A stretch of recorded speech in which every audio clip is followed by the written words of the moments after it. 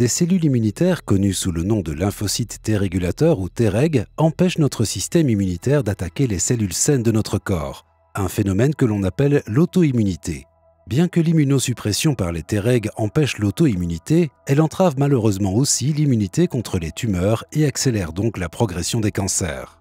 Les Treg suppriment les cellules immunitaires qui se trouvent dans leur voisinage immédiat en activant le TGF-bêta latent grâce à un mécanisme qui requiert les protéines de membrane GARP et l'intégrine alpha-V bêta 8. En effet, pendant qu'elle est synthétisée, la forme latente inactive du TGF-bêta forme des liens avec GARP.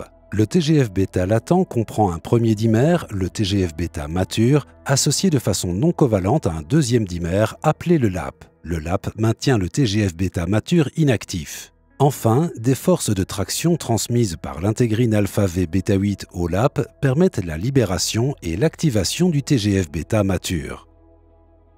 Dans cette étude, nous avons utilisé la cristallographie aux rayons X pour résoudre la structure tridimensionnelle de l'assemblage fait de GARP et du TGF-bêta. Comme ce complexe ne cristallisait pas, nous avons pensé que l'assemblage avec un anticorps pourrait faciliter la cristallisation.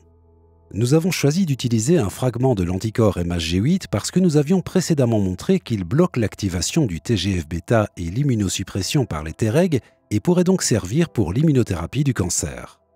Nous avons réussi à résoudre la structure cristallographique des complexes GARP et TGF-bêta liés au MHG8.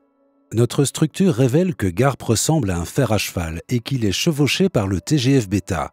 GARP exploite un mélange étonnant d'interactions, incluant une complémentation de forme par l'extrémité N-terminale du TGF-bêta pour escorter et présenter la cytokine afin qu'elle soit activée par l'intégrine alpha-V bêta 8. De plus, nos résultats révèlent comment un anticorps peut bloquer l'activation du TGF-bêta et l'immunosuppression par les Treg. En effet, l'anticorps MHG8 semble coller le TGF-bêta à GARP, s'assurant que lorsque d'autres partenaires tirent sur une partie de l'assemblage, le TGF-bêta mature n'est pas libéré et est donc empêché de transmettre son message inhibiteur. Dans leur ensemble, ces révélations mécanistiques et structurelles montrent qu'il est possible de bloquer l'activité du TGF-bêta qui émane d'une source cellulaire bien précise, comme la surface des Treg.